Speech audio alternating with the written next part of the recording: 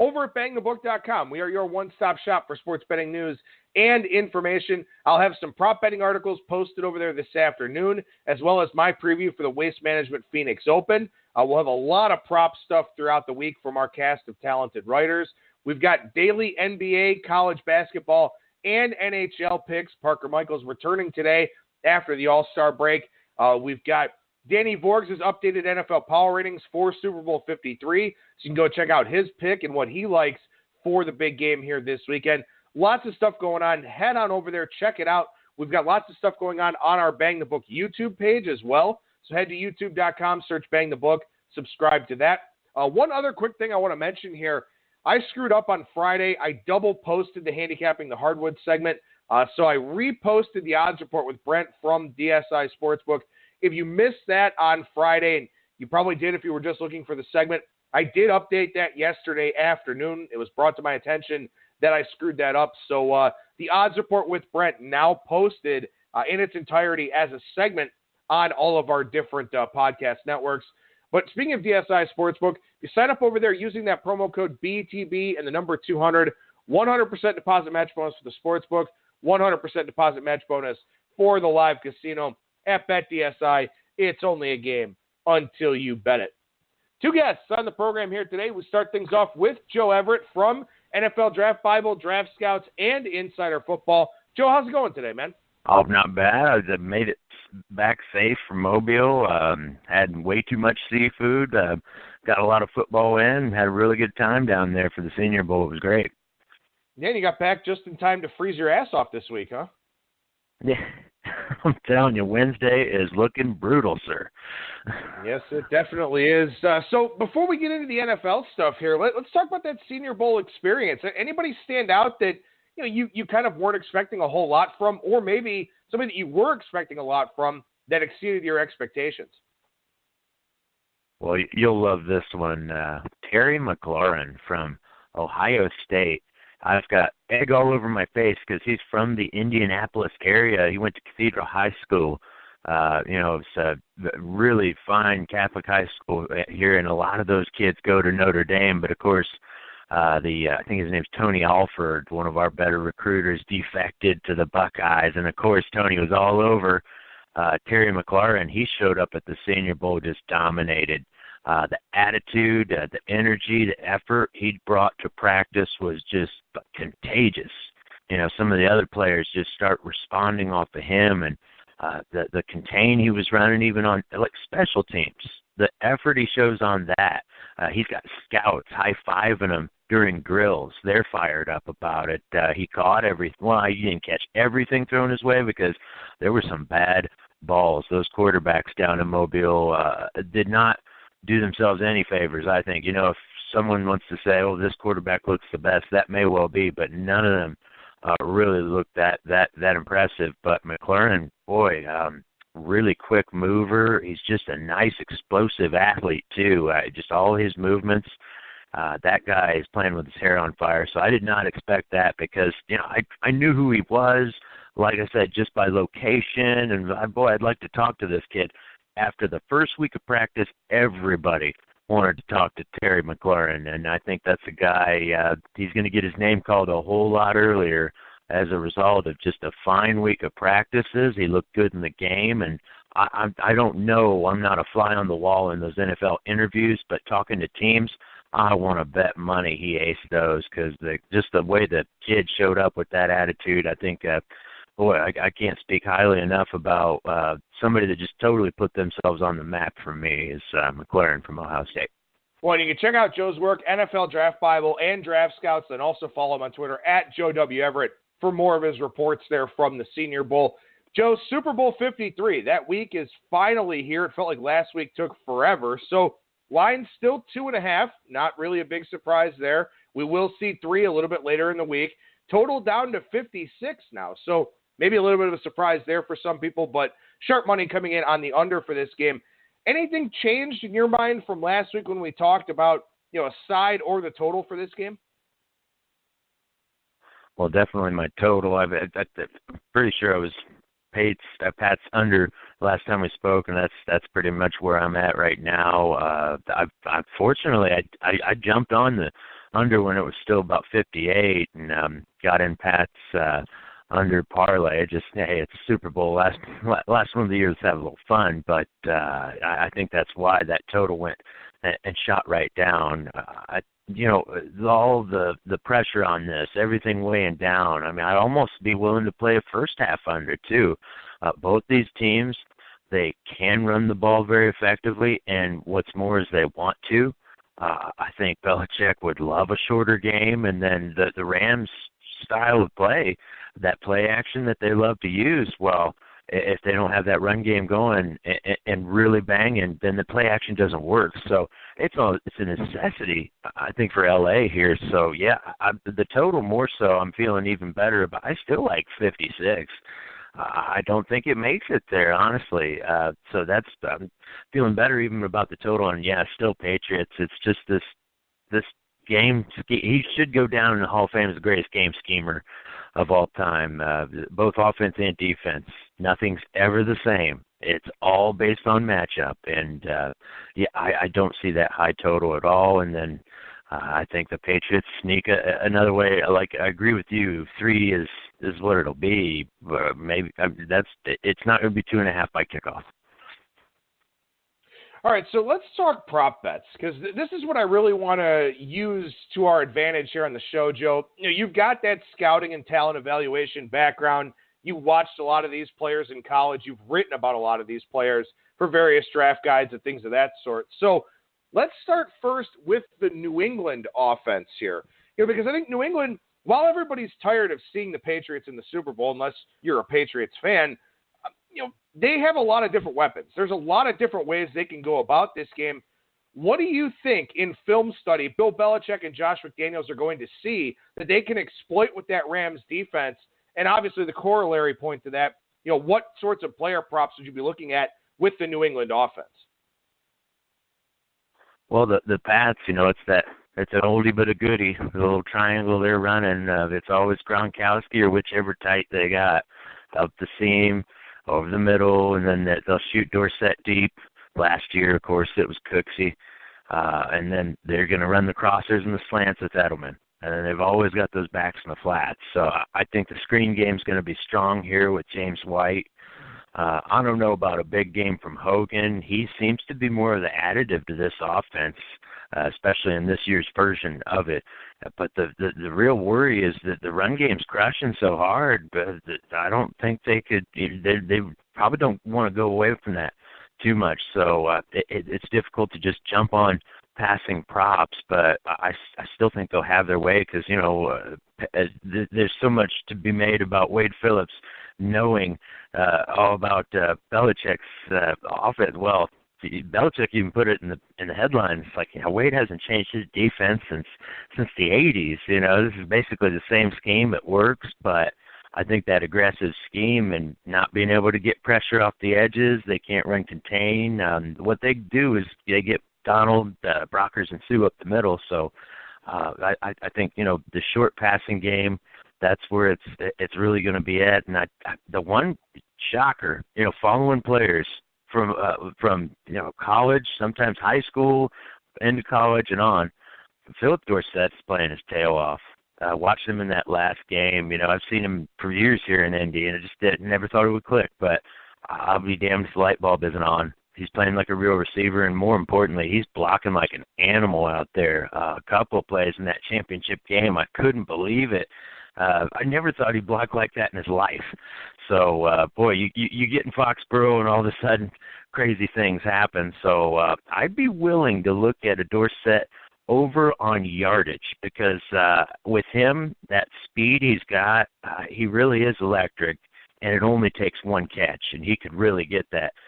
I think wherever the yardage is, I don't have a specific number, but I feel very good that he could get to 60 with just 2 catches, very possible. And the way they're using him, too, like I said, he's basically in that Brandon Cooks role, used to stretch the defense thin and basically, get the numbers broken down for him. So I like his yardage, and then I also like James White on the receptions.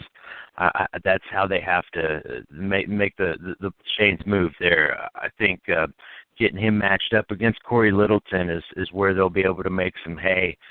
Sony Michel is a really great runner, but he's just not as accomplished a receiver that White is, and it just never fails. Super Bowl, championship games, James White catching a ton of passes is something I think we can count on. I would wager, though, that receptions prop is probably going to be pretty juicy, but still, I've got confidence he's going to catch 9 balls.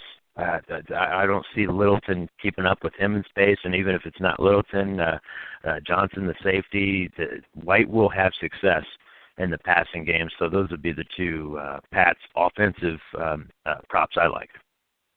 Yeah, you look at Dorsett right now, and you've got receiving yards 28.5 over at 5 dimes. The over-under both minus 110 there. Again, shop around for the best prices on all of these player props and really everything you're doing for the Super Bowl. Longest reception prop over-under 14.5 yards over at BetOnline.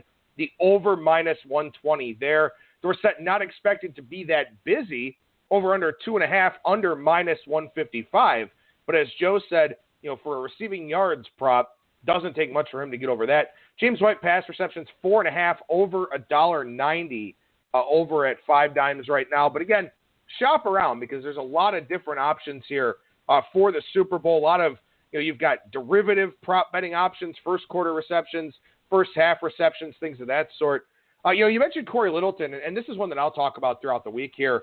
I think Littleton, no matter what the Patriots do offensively, if they run the football or if they use James White a lot in the passing game, as you just mentioned, Littleton's going to have to be around the ball a ton here. I saw 7.5 over minus 220 at BetOnline, which isn't great. I saw 8.5 minus 110 each way for tackles and assists at 5 dimes for Corey Littleton. Man, he's got to be around the football all game for the Rams, doesn't he? Oh, yeah.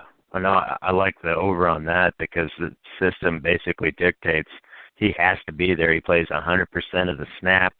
The only way he doesn't is if it's an injury. So he's going to be on the field the entire time, and that's where Belichick, I think, is going to work the mismatches. If it's not the running backs on him, he'll have to cover Gronkowski in some instances, and even if it's not Gronk, flat out, their best run defender. The Patriots are going to dial up plenty of runs, whether it's Burkhead, Michelle, or whoever, and that will be right up to Littleton. And they basically eat up blockers to get him that free release to go make the plays in space. So it's designed to be him. I would. That's also why the tackles are. That's why it's up there, but still. Very confident that if it's total tackles, he's probably getting in double digits because the Patriots, they're just not going to ignore the run. They want to more so than anything. So Littleton, you're right, he's going to have a busy day. Now let's talk a little bit about Tom Brady. I mean, Tom Brady you can find him anywhere from plus 125 to minus 140 or I think minus 160 even at Bovada to win the MVP here.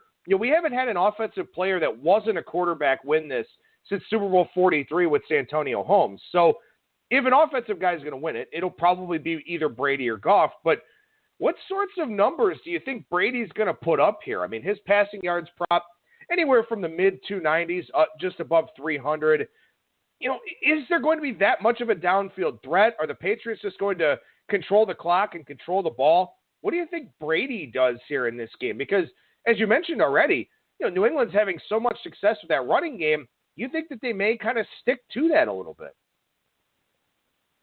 Yeah, that number's right on there. I would.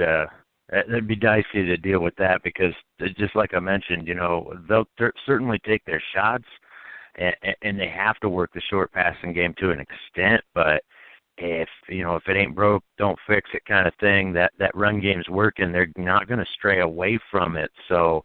And he'd have a successful game even if it was just 280 yards, high completion percentage and doesn't turn the ball over. They're fine with that. I don't know that I'd jump on an over there because I think they're looking for an efficient game. They're looking to feed Edelman and, just take what the defense gives them. And I think that's kind of how you have to play.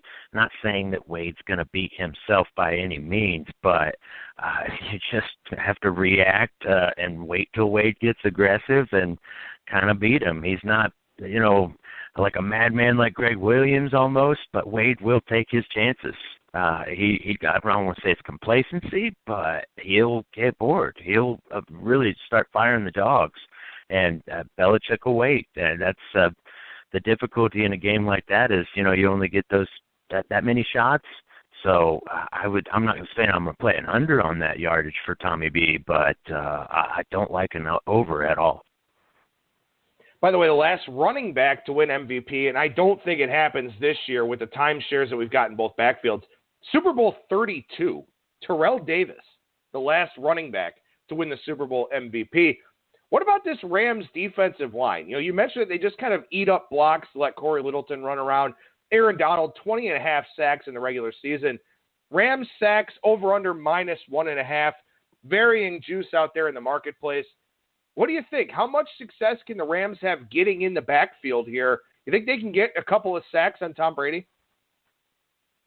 Well, if they get 3 or more sacks, that's going to go a whole long way in deciding that game. I would say no. And I'm very confident I'd bet an under on that. Dante Scarnecchia, the job he's done this year and the transformation of Trent Brown at left tackle, I talked to this kid when he was at Florida and thought maybe he'll survive in the league. He does have the size, but intelligence, where's it at? And there's coaching being done in New England there. That guy, one of the best in the business for a reason, and I think he schemes it out. They're prepared. They run max protect to keep guys like Brockers and Sue at bay. But Donald, that's the X factor. He is just so damn talented. He could beat double teams. He could just beat a guy with one arm. It's just freakish, some of the strength he has in his hands, man hands. That's definitely Aaron Donald. So I don't see him getting their double digits in this big a game. Obviously, though, if they do, or it's not double digits, but twice or more, I don't think they're gonna get it done. If that happens, though, boy, that start deciding some things. Because when Brady gets beat, I've got flashbacks to those Giants games. That's the recipe to beat New England.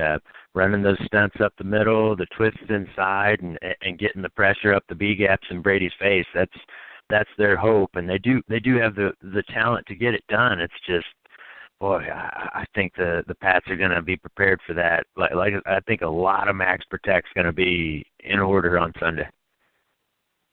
What about Marcus Peters, Aqib Talib? Obviously you've got 5-1 for either one of those guys to record an interception here in this game, and who knows, maybe Brady doesn't even turn the football over. How do you feel like those two guys are going to match up on the outside? Well, I definitely would stay away from Peters. I'm not going to say he's playing hurt, but that's not the same Peters I've seen in the Kansas City days. It's just been a rough season on him, and I don't know if it's the scheme change as much as it is just scenery change. And like I said, like just flat out, there may be an injury we don't know about. Talib, though, he is still. I don't think he's. I don't know. He's probably downhill right from now. I mean, it's not going to get any better. Basically, he's turned into the later version of Nnamdi Asomugha. He better win at breakfast because he's getting eaten alive at dinner. Speed receivers can get open against him. So no, I don't feel confident that either of those guys are getting a turnover, and that's part of the Rams' problem, man. These guys are name value players still, like the glitz and glamour of a Peters and an Aqib Talib on the placard there, but what they actually play like, it's so like not what you're paying for in LA. But be that as it may, I don't think they show up and play. I think they're doing a lot of chirping and talking pregame, and then when we actually they blow the whistle, they're going to start getting burned out there. I've been it was a former Broncos fan too. Talib, I was kind of happy to see him go. All right, so let's talk about the Rams. I mean, obviously the Patriots are difficult because of all the weapons that they have and all the different ways that Josh McDaniels and Bill Belichick can go about this thing. The Rams are difficult in that they're a newcomer to this party. Jared Goff, his first Super Bowl start, only his fourth playoff game start overall.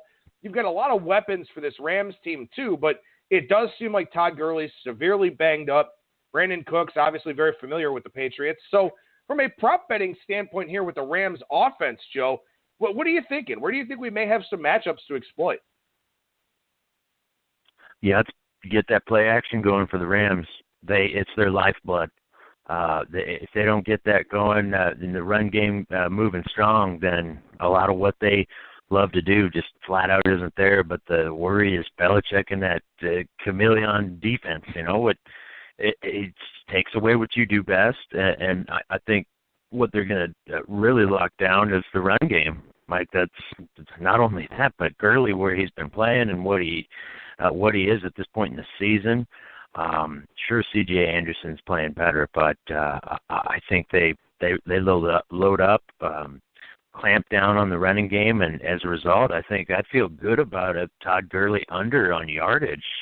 I don't think I'm sure they'll probably think it's water torture, just a bunch of drops and eventually the dam breaks, but I don't see this dam breaking, and Gurley's not going to be the one to do it. Maybe Anderson gets there, but I think since week 7, week 8, mid-season, that's when Gurley hit a wall.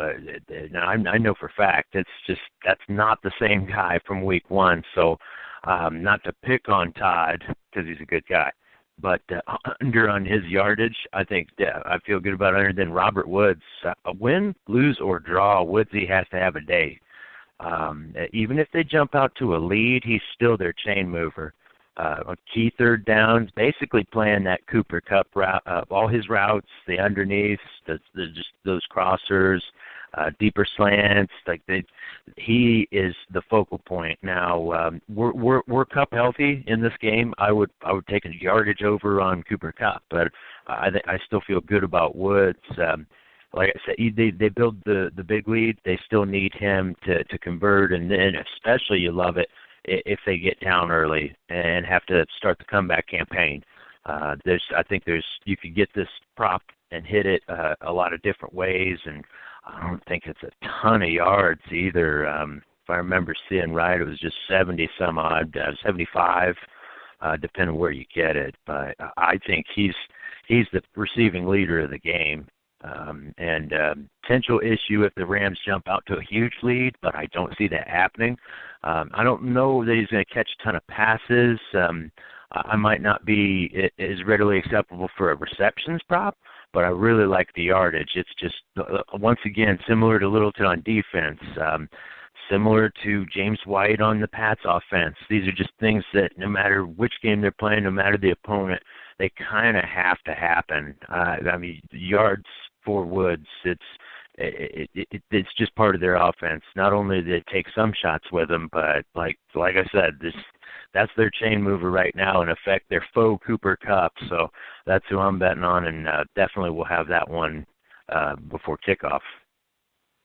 Robert Woods, 70.5 receiving yards, minus 110 each way over at 5 dimes. Receptions, 5.5, minus $1.35 to the over. So does speak to what you were saying there, Joe, about, Woods looking like he has to be a big factor here for the Rams offensively. And, certainly with the state of the running game and with the idea that, Belichick may take that running game away, should be very interesting there. What about Brandon Cooks? 5.5, the receptions total under $1.50 over at 5 dimes, 75.5 yards. The line for that under minus 125. Does Brandon Cooks have a revenge game here against the Patriots, or is Belichick able to take him away? I'd like to say Cooksy exacts some revenge, but really the Patriots should be wanting revenge on him. If I remember right, in that Super Bowl last year, he just got KO'd because he made one too many jukes, and that was all she wrote in the first quarter for him in that game. So really kind of left him high and dry. But I don't think he gets a revenge game, and the biggest problem there is matchup. Their best corner, I think he goes on Cooks, specifically their fastest corner. Gilmore is not only a very skilled player, but I think he's the only one that can really run with Cooks in that 4.3 speed he's got. And then that leaves the other McCourty on Woods. I don't know if they want to switch it up and get Jonathan Jones or Dawson out there, I really don't think they've got a good answer for Woods on the other side. But then if I'm wrong and Gilmore mans up on Woods, then, boy, Cooks could potentially get a lot of deep shots, but I don't see Belichick allowing that to happen, and he is full aware, more so than anybody, them having him in the building, of that speed. So I think Belichick fears that deep speed of Cooks, and he makes sure they run a bracket over there, not double, but they're going to be very aware what side of the field Cooks is on, and they're going to make sure that he does not kill him deep. If anything, he may get lucky with a shot or two. Still, I would be afraid of taking any over with Cooks or feeling a revenge game, as opposed to, I think that's one thing. It's like so many times people think the number one receiver, that's what Belichick's going to take away. Most times it's the speed receiver that he fears the most. When they play the Texans and they're fully healthy, I can guarantee you Belichick's spending the whole week talking about Will Fuller and that speed and not Nuke Hopkins. He's saying we cannot get killed with these deep shots, and that's probably going to be an agenda up on the whiteboard, is my guess. So I'd not be barking up Cook's tree for this game. It's my thoughts. Last guy I'll ask you about here, Joe, Jared Goff, could very well be the key to this game. If he's not rattled by the atmosphere, if he's not rattled by this Patriots game plan against him, maybe the Rams have a much, well, not maybe, but the Rams would have a much better shot here. Jared Goff passing yards, 285.5 or thereabouts. Some places juicing the over a little bit there. 1.5 to 2 TD passes is about where you're going to see this line. How does Jared Goff fare in the Super Bowl in your mind, Joe? He is the key to the game. I believe that's where it may go wrong for the Pats or for the Rams, because Patriots, they love to get that timing, the schedule, and once he's out of structure, Goff tends to really start to make his mistakes and really struggle. And he doesn't get that planted feet on his throws. It's a whole different story. He is a good little player, but he's not going to make those Sandlot, Mahomes, Russell Wilson plays. He's more of the traditional staid quarterback. I don't want to call him a statue, but he's a bit of that style where it's got to be a clean pocket.